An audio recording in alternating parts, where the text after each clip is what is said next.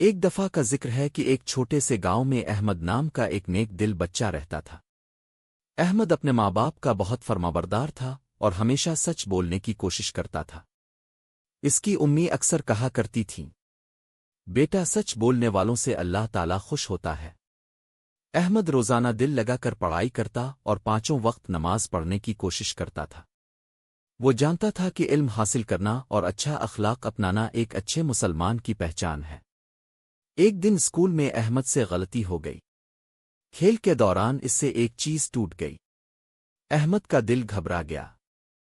اس کے دوستوں نے کہا، کچھ مت کہنا ورنہ سزا ملے گی۔ احمد نے تھوڑی دیر سوچا، پھر اس کے دل میں خیال آیا، اللہ سب کچھ دیکھ رہا ہے۔ وہ ہمت کر کے استاد کے پاس گیا اور آہستہ سے بولا، استاد محترم، یہ غلطی مجھ سے ہو گئی ہے، مجھے معاف کر دیں۔ استاد نے احمد کی بات سنی اور مسکرا کر کہا، بیٹا مجھے تم پر فخر ہے۔ جو سچ بولتا ہے اللہ تعالیٰ اس کی مدد کرتا ہے۔ اس دن احمد کو سزا نہیں ملی، بلکہ استاد نے سب بچوں کو بتایا کہ سچائی انسان کو عزت اور کامیابی دیتی ہے۔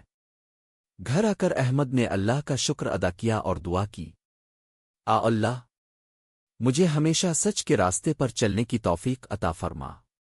اور یوں احمد نے یہ سیکھ لیا کہ سچ بولنا مشکل ضرور ہے، مگر اس کا انجام ہمیشہ اچھا ہوتا ہے۔